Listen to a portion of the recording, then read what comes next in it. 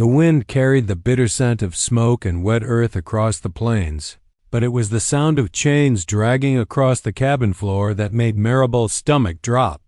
Her father's hands trembled as he handed her over, his eyes hollow, filled with the despair of a man crushed by debt. "It's the only way, Belle. I swear, it's the only way we keep the cabin." She recoiled, the worn leather of her father's grip against her arm feeling like fire.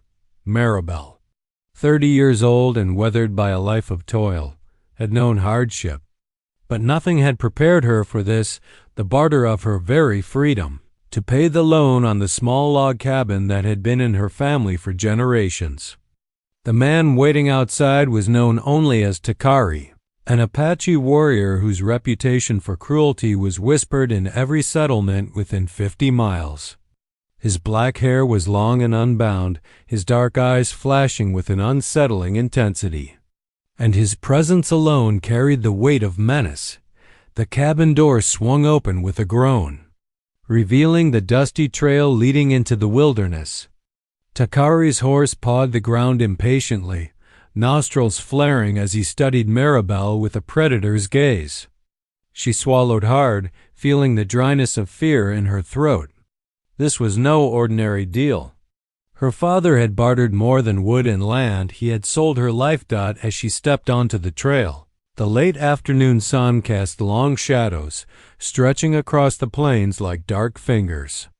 The scent of sagebrush and scorched earth mingled with the sweat of exertion as Takari's horse lurched forward. Maribelle forced herself to keep walking, her boots sinking into the dusty soil. Her heart pounded not only with fear but with rage. How could her family do this to her? How could he betray the very woman who had carried him through illness and loss, who had tended the cabin through drought and blizzard alike? The journey into the Apache camp was silent, save for the occasional whistle of a hawk circling overhead. The landscape around them changed from flat plains to jagged hills, red rocks standing like silent sentinels against the horizon. Every time Takari glanced back, Maribelle felt as if his eyes could pierce her soul. Reading every secret she had ever tried to bury Dot at night, they made camp by a small creek, the fire casting flickering shadows that danced across Takari's stoic face. Maribelle wanted to flee, to run into the darkness and risk death rather than live in servitude to a man whose mercy she could not trust. But the wilderness offered no easy escape. Wolves prowled nearby, and the hills were laced with treacherous cliffs. She wrapped her shawl tighter around her shoulders, shivering in the cold, knowing that every step further into the Apache territory pulled her deeper into an unknown fate. Takari finally spoke, his voice low and deliberate. "You will learn. Belle, there is honor in obedience, but defiance has a price." He struck a match and lit a piece of dried grass, the tiny flame illuminating the sharp angles of his face. Maribelle met his gaze with defiance of her own, even though her body trembled. She would not bow so easily, not yet. The night air was thick with the smell of burning pine and the musky scent of horses. Maribelle could hear the distant murmur of other Apache voices, laughter that sent a chill down her spine. She realized she was not just a guest here, she was a possession, a symbol of a debt paid in human terms. The fire crackled between them, the silence pressing in, and Maribelle wondered if she could endure the days ahead without losing herself entirely. And as she stared into the darkened forest beyond the firelight, she made a silent vow, no matter what Takari wanted, no matter the cruelty he could wield, she would find a way to survive. Because survival, she realized with bitter clarity, was all that mattered when the world had turned against you. Maribelle's boots crunched against the dry, rust-colored soil as Takari guided her through a narrow pass between towering cliffs. The shadows of the late afternoon stretched long and ominous, turning every jagged rock into a looming sentinel. She tried to keep her eyes forward, but the fear gnawed at her, her pulse pounding like the hooves of a stampeding herd. Every sound, the whistling wind, the distant caw of a crow felt like a warning. a herald of the unknown waiting ahead. At last, they reached the outskirts of the Apache camp, a cluster of dome-shaped lodges constructed from earth and timber, smoke curling from their tops in spirals. The scent of cooking meat and burning wood mixed with the earthy tang of sweat and horse. Maribelle's stomach churned. She realized she was truly in another world, a place governed by rules she had no understanding of. Takari dismounted, his dark eyes sweeping over the camp. "Stay close," he said, his voice low, commanding. "Do not speak unless spoken to. Do not move unless ordered." Maribelle obeyed, but her mind raced. She could feel the gazes of the other warriors as they passed, some curious, some suspicious, all assessing the newcomer. She clutched the shawl around her shoulders tighter, trying to appear smaller, less threatening. One of the warriors, a tall man with a scar running across his cheek, stopped and regarded her. "Takari brought a gift?" he asked, his tone cautious. Takari merely nodded, and the man gave a slow, respectful bow before moving on. Maribelle's heart sank. She was no longer negotiating with words or pleading with her family's faces. She was now a possession in a society that measured value in strength, skill, and obedience. Takari led her to a small lodge at the edge of the camp. Inside, the air was warm from a fire pit in the center, and animal hides lined the walls. The flickering light cast strange, dancing shadows, turning the space into a cage of shadows and flickers. "You will stay here," Takari said, gesturing to a bed of blankets in the corner. "Tonight, you rest. Tomorrow your training begins." Maribelle's hands trembled as she set her pack down. "Training?" she asked, her voice barely above a whisper. Takari's expression was unreadable. "Yes, you must learn the ways of this land if you hope to survive." The night fell quickly, bringing with it a chill that crept into her bones. Outside, the camp was alive with murmurs, laughter, and the occasional shout. Maribelle lay on the blankets, her body tense, listening. She felt as though the darkness itself were alive, watching her, testing her. She thought of her family, of the cabin they had sold her to save. A bitter anger rose in her chest. They had traded her freedom for wood and coin, but she would not let them, or Takari, break her spirit. Morning came with the shrill cry of a hawk and the smell of fresh bread cooking over the fire.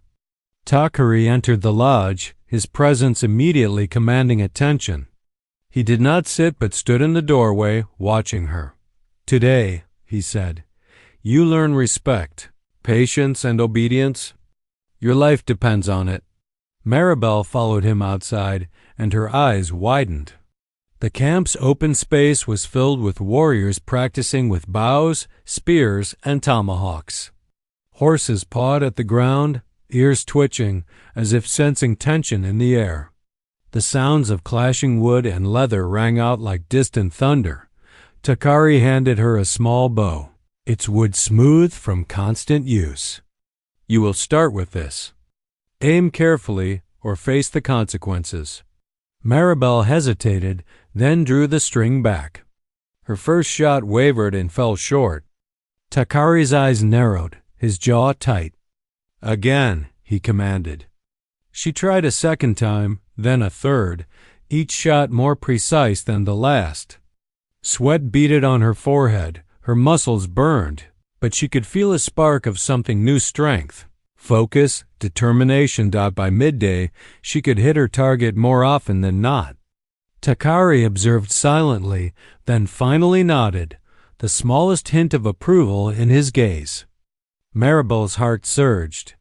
Perhaps survival did not only depend on obedience, it depended on proving she could endure, adapt, and even challenge the world that had tried to crush her. As the sun dipped low, casting the camp in golden light, Maribelle realized something profound. Fear had brought her here, but determination might be the key to shaping her own fate. She didn't yet know if she could trust Takari or if she would ever forgive her family, but for the first time, She understood that surrendering was not an option, and somewhere deep within her, a plan began to form, fragile and dangerous, but necessary. She would survive this, not merely as a possession, but as a woman who refused to be broken. The night air was heavy with smoke and the tang of horse sweat as Maribelle crouched near the edge of the camp, her breath fogging in the cold. Takari's eyes followed her every movement, silent but unyielding. Even in the flickering firelight he seemed carved from shadow and muscle. The sinew of his arms taut as he leaned against a log, watching her with that same dark, unreadable intensity. "Stand," he commanded. Voice low but absolute. Maribelle obeyed, though every nerve in her body screamed resistance. Tonight would be different. She could feel it in the tension coiling through the camp. Earlier, she had noticed whispers among the warriors, some curious, some cautious. But now, all eyes seemed to converge on her, waiting, testing. Takari always tested. "You have learned to aim," he said, gesturing toward the bow lying at her feet. "But survival is more than strength. It is cunning, patience, and fear. You must understand fear. Only then will you respect it." Before she could ask what he meant, he reached into the fire and drew out a brand, a small, smoldering iron heated in the flames. Maribel's stomach dropped. Her pulse quickened, but she refused to show terror. She had endured too much already. Trembling would give him the satisfaction of control. "You will walk to the far side of the camp and place this in the soil," Takari continued, his gaze cold and commanding. "No hesitation. Hesitate, and you will learn the consequences firsthand." Maribelle swallowed. The firelight danced across the faces of the watching warriors, their expressions unreadable. She could feel the weight of every gaze, the intensity of the unknown pressing against her like a physical force. With clenched teeth, she stepped forward, gripping the iron brand with both hands. The ground was hard and dry, resisting the heat, and sparks flew as she struck the brand into the soil. The smell of burning earth mixed with the acrid tang of smoke and sweat. She could feel the eyes of Takari drilling into her back, the unspoken question, "Will you falter?" She did not falter. When she straightened, Takari nodded, the smallest hint of approval in his dark eyes. "Not many survive the first firelight test," he said, his voice softer but still commanding. "Few have the will. You may." Maribelle's muscles ached, sweat and ash streaked across her face, but a fierce pride burned within her. She had endured the first true measure of Takari's cruelty and come through it intact. She was not broken down as she stepped back. The camp returned to its nocturnal rhythm. Warriors laughed, drums pounded in slow, rhythmic cadence, and the smell of cooking meat filled the night air. Takari leaned closer, his voice almost a whisper. "There are things in this camp," he said, "that you will not understand at first. Watch carefully. Learn quickly. One misstep, and it will cost more than your pride." Maribelle met his gaze. "I understand," she said, though her mind was already racing. She understood survival, but she also understood that she could not rely on obedience alone. If she was to endure this place, she would need more cunning, observation, perhaps even alliances among the warriors, later. As the fire died down and the camp sank into a quiet, uneasy slumber, Maribelle wandered to the edge of the creek that bordered the camp. The water reflected the stars like scattered diamonds. She knelt, cupping the icy water in her hands, letting it wash the ash and sweat from her face. The reflection staring back at her was tired, yes, but it was also unyielding. The sound of footsteps startled her. Takari appeared from the shadows, moving with the silent grace of a predator. "You are learning," he said, almost approvingly. "But there is more to fear than fire, more to danger than pain." He extended a hand, almost as if offering guidance rather than command. Maribelle hesitated, then took it. The contact was brief, electric, not tenderness, but something she could not name. A recognition of strength, perhaps? Or a warning. "Tomorrow," Takari said, "you will meet the river." Maribel's brow furrowed. "The river?" He nodded, turning back toward the camp. "The river tests patience and endurance. Only those who respect its power survive. Those who do not disappear." As she watched him disappear into the shadows, Maribelle realized that her journey into the heart of this wild, dangerous land had only begun. Takari's cruelty was real, yes, but so was the challenge, the thrill of proving herself. She would need every ounce of strength, courage, and wit she possessed if she were to survive the days ahead. The creek whispered at her feet. The stars blinked in silence, and Maribelle understood something fundamental. Fear would not dominate her. She would learn from it, harness it, and perhaps one day turn it back on those who sought to control her. Because in the wilderness, the strong survive, and she intended to be counted among them. The sun had barely kissed the horizon when Maribelle awoke to the distant roar of water. Takari was already waiting, his silhouette rigid against the dawn light, the fire from the previous night now reduced to glowing embers. "Today you face the river," he said, voice low and unyielding. "It is patient. It is ruthless. Those who underestimate it vanish." Maribelle shivered not from the cold, but from anticipation. The river had always been a place of beauty in her memory, where she and her family had once fished and swam. Now it promised only challenge and danger. She adjusted the shawl around her shoulders and followed Takari through the rocky terrain. The tall grass whispering in the morning breeze. The river was wider than she expected. A ribbon of silver tumbling over jagged stones. Roaring with sudden currents and hidden eddies. Mist rose from its surface, curling like ghostly fingers. Takari dismounted and gestured for her to do the same. "You will cross, alone." Alone. The word made her pulse quicken. She had endured tests of fire and fear, but water was alive, unpredictable. It could swallow her, sweep her downstream, and leave her broken and unclaimed. She took a deep breath, tasting the cold air, and stepped forward, boots sinking slightly into the damp sand at the river's edge. Takari's gaze was steady, unwavering. "Do not rush. Respect it. Learn its rhythm." The first step into the water sent a chill through her entire body. The river tugged at her ankles, forcing her to fight for balance. Stones slipped beneath her feet, sharp edges biting through the thin leather of her boots. The current tugged harder, as if testing her resolve. She gritted her teeth, focusing on each step, letting instinct guide her. Midway across, a sudden surge caught her off guard, spinning her sideways. Water crashed over her shoulders, cold and relentless. Panic surged, but she forced herself to breathe, letting the lessons of Takari's training patience, focus, endurance anchor her. She found a rock to grip, holding herself steady as the river roared around her. "Good." Takari's voice called from the bank, calm but commanding. "You did not fight blindly. You adapted. That is survival." Maribelle finally reached the opposite shore, soaked and shivering, but triumphant.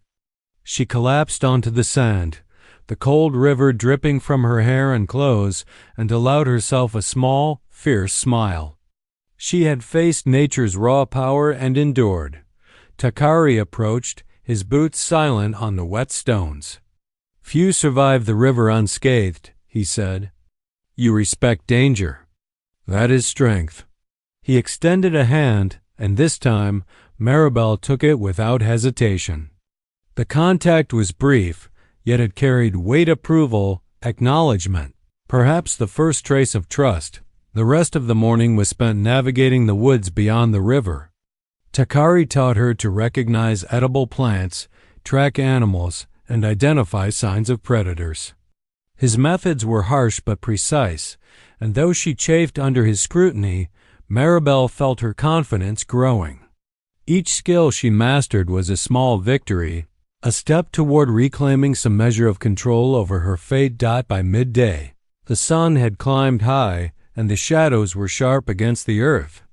They came upon a small clearing where Takari paused, his dark eyes scanning the tree line. "Here," he said, gesturing to a shallow pit lined with leaves and branches. "You will spend the night alone. No fire, no weapons. Just you and the wilderness." Maribelle's heart sank. Alone again, without the firelight to chase away shadows, without the bow at her side. Yet she felt a spark of defiance. She had crossed the river. She had survived. She could endure the night. As Takari watched, she stepped into the clearing, surveying the area.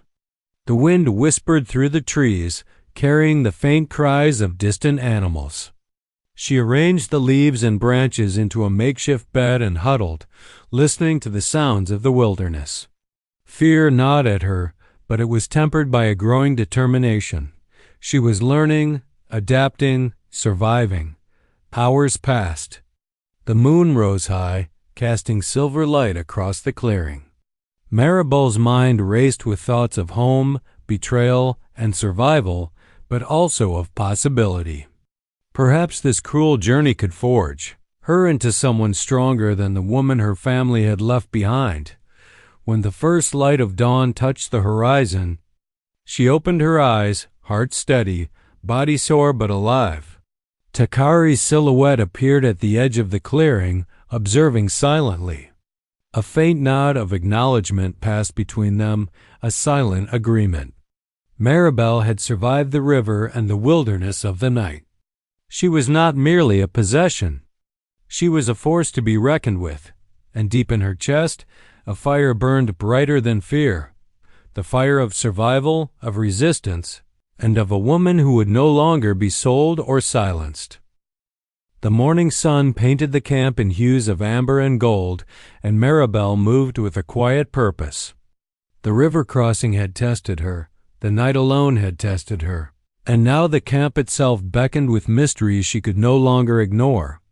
Takari walked beside her, silent as always, his presence a constant reminder of both danger and instruction. "Observe," he said, voice low, breaking the morning stillness. "Not everything is as it seems." Maribelle's eyes scanned the camp. Warriors were engaged in daily routines, tending to horses, repairing lodges, preparing food over open fires. But there was something beneath the surface, subtle and shifting.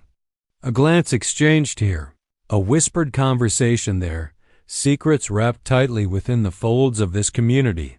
She noticed a small lodge near the edge of the camp that seemed oddly secluded. Smoke rose from its chimney, but the structure appeared more refined than the others, the walls reinforced with polished wood and carvings of animals. Curiosity pricked her. She had learned to read the camp like a map, and something about that lodge called to her. Takari's voice interrupted her thoughts. "You are thinking too much of others' actions. Focus on what matters: your survival. Learn the ways of this place, and perhaps you will understand the rest in time." Maribelle nodded, though her mind continued to wander. Her survival instincts now extended beyond merely enduring Takari's tests. She needed knowledge. Knowledge was power, and she would not be powerless here.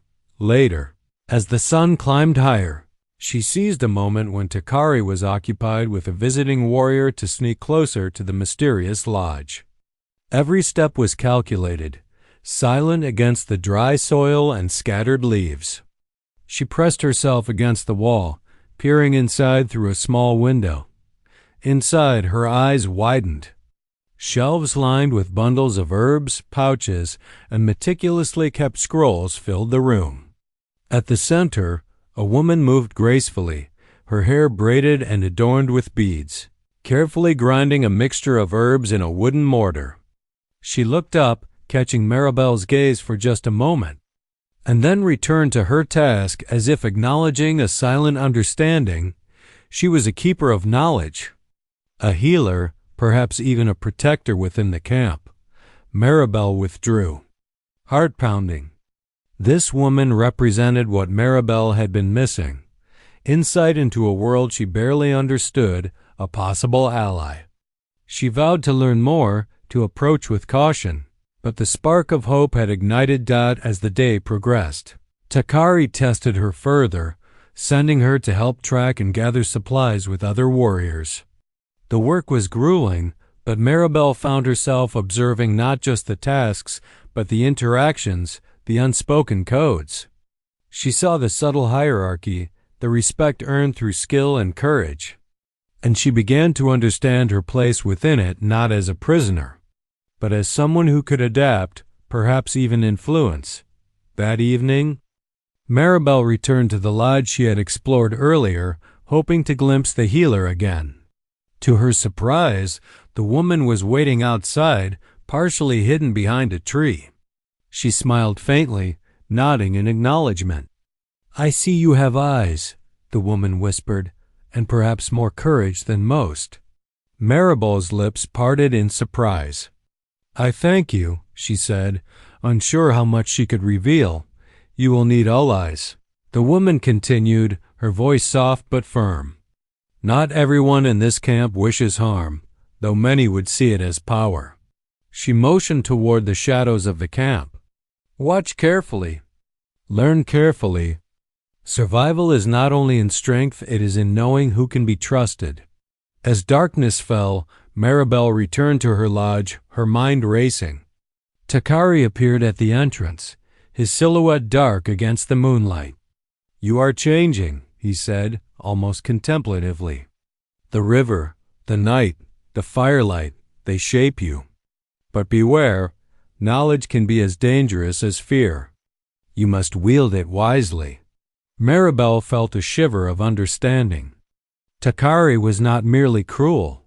He was testing her in every way possible, forging her through fire, water, and now subtle observation.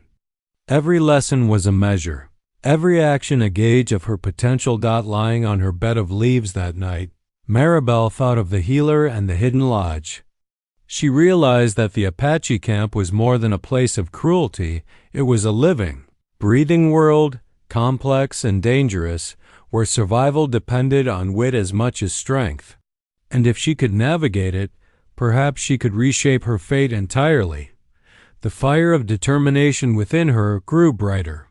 Takari's tests were harsh, but she had begun to see the edges of opportunity, the openings that could lead to freedom, or at least to some measure of control. She had survived the river, endured the night alone, and now glimpsed secrets in the camp that could be her advantage. And somewhere deep in her chest, a promise solidified. She would not be merely a possession. She would endure. She would learn. And when the time came, she would claim her fate on her own terms. The dawn was pale, fragile, brushing the camp with soft light that seemed almost gentle compared to the tension simmering beneath the surface. Maribelle rose quietly, muscles stiff from yesterday's exertions, and moved to the edge of the camp. The healer's lodge stood silently nearby, smoke curling faintly from the chimney, a signal of life and secrecy. Maribelle knew today would not be easy. Takari had promised tests before, but now something in the air felt heavier, charged with unspoken danger.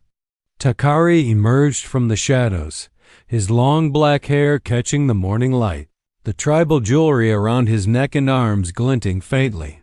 He watched her with the same dark intensity, the quiet authority of a predator observing a fledgling. "Today," he said, voice low, "you face not only the wilderness but the camp itself. There are those who resent your presence. You must be vigilant. You cannot trust all who nod at you in passing." Maribelle's stomach tightened. The camp was already a labyrinth of eyes, whispers, and gestures. But now, under Takari's gaze, she realized her survival would not only require endurance and cunning, It would require understanding human nature in this harsh, unforgiving world. They moved toward the center of the camp, where a small group of warriors had gathered, speaking in hushed tones. Maribelle noticed the subtle glances they cast toward her, the slight tightening of jaws. The murmured words meant to be hidden but carried enough weight to be heard if one listened closely. One warrior, broad-shouldered with a scar across his cheek, stepped forward, his eyes glinting with barely concealed hostility. "Takari," he said, voice sharp. "This one. She does not belong here." Takari's expression remained unreadable. "She survives," he replied, calm but firm. "Observe her today. Judge carefully." Maribel's pulse raced, but she stood tall, refusing to let fear show. She had endured fire, river, night alone, and the unyielding weight of Takari's tests. She would endure this as well. The warrior approached her, and for a tense moment, it seemed as if he might strike. Maribel's hand instinctively went to the bow at her side, though she did not draw it. Instead, she held his gaze, unwavering, letting the calm and control she had cultivated over weeks radiate from her. Slowly, the man stepped back, studying her like an animal assessing prey or perhaps a predator acknowledging another predator. Takari's eyes softened for a moment. "Clever," he said, almost approvingly. "Strength is not only in muscle. Observe, survive, adapt." The remainder of the day was filled with a series of challenges orchestrated by Takari. He sent her to help a group of warriors transport heavy loads of firewood across the river, to track a wounded deer through the hills, and finally to test her endurance in a long, grueling chase across uneven terrain. Each task tested not only her strength and skill, but her awareness of danger and the subtleties of the camp's social web. As the sun dipped low, painting the wilderness in fiery hues, Maribelle returned to the healer's lodge, exhaustion tugging at her limbs. The healer was waiting, a small smile on her face. "You move differently now," she said. "Eyes sharper, steps sure.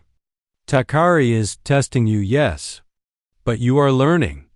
That knowledge can be more powerful than any blade." Maribelle nodded, letting the weight of the day settle.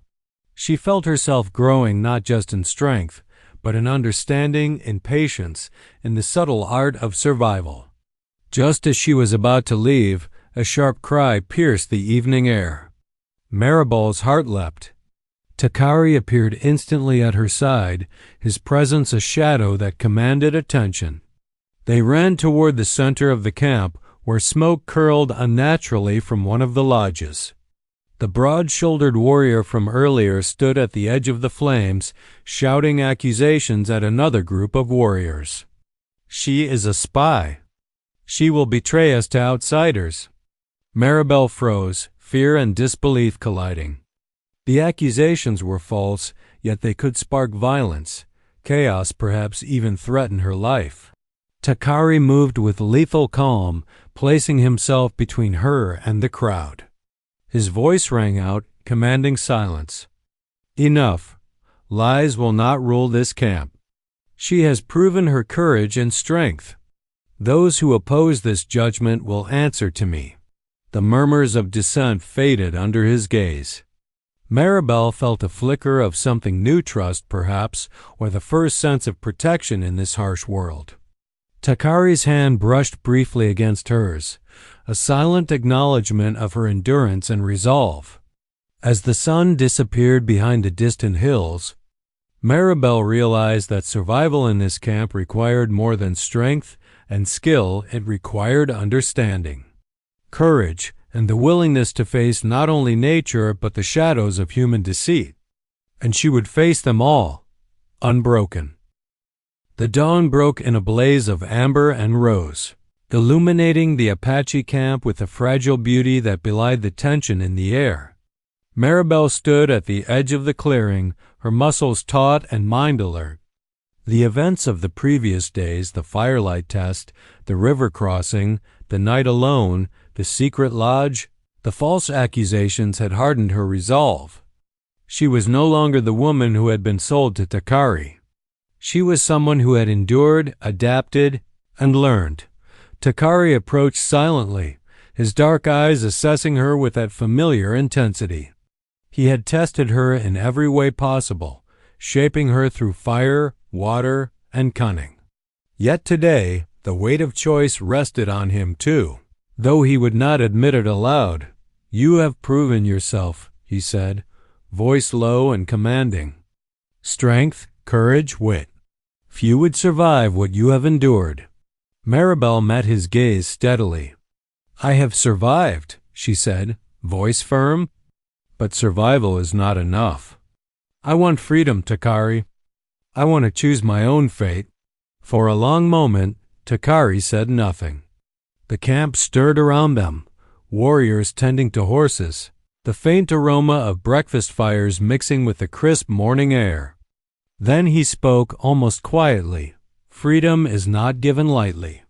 It must be earned and respected. But you have shown that you understand survival and you understand strength. Perhaps you are ready." Maribelle felt a flicker of hope, but she did not lower her guard. Freedom had to be tangible, not promised. She had learned that lessons in the wilderness were harsh and the Apache way uncompromising. Takari extended a hand, not in command, but in challenge. "The choice is yours," he said. "You may stay, claim your place here, or walk away and face the world beyond. The world outside is dangerous, but it is yours.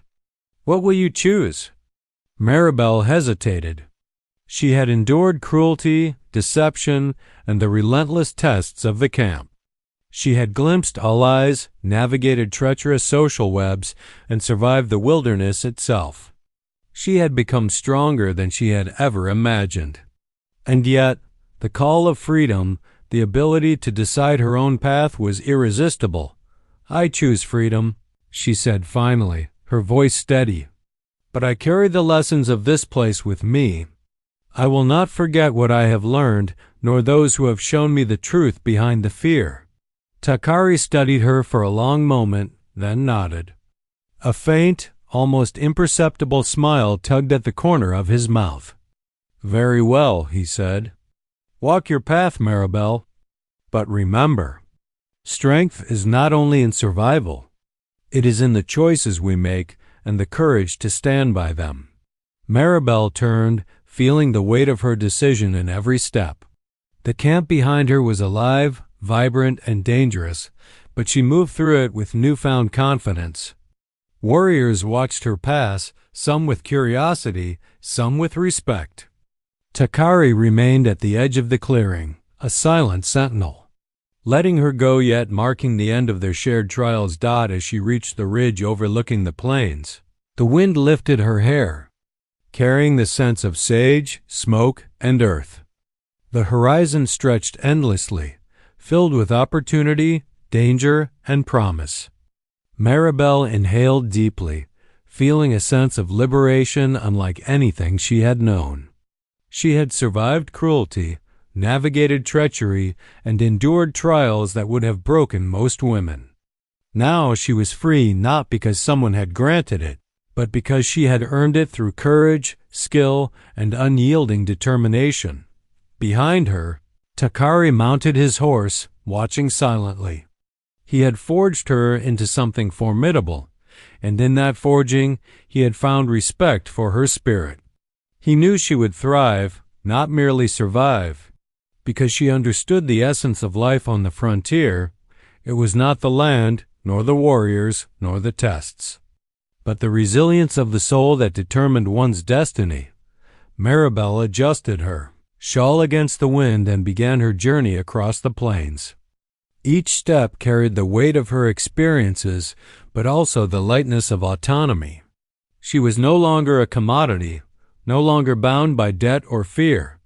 She was a woman who had stared into cruelty, danger, and the unknown and emerged whole. The sun climbed higher, painting the wilderness in gold and fire, and Maribelle walked into her new life. Freedom was hers, earned by courage and tempered in the fires of survival. Behind her, the camp faded into the distance, a chapter closed, but the lessons endured. And in the distance, Takari watched, a silent witness to a woman who had claimed her destiny with strength, wisdom, and unwavering resolve. Maribelle lifted her head, letting the wind whip her hair across her face. She felt alive, unstoppable, and unbound.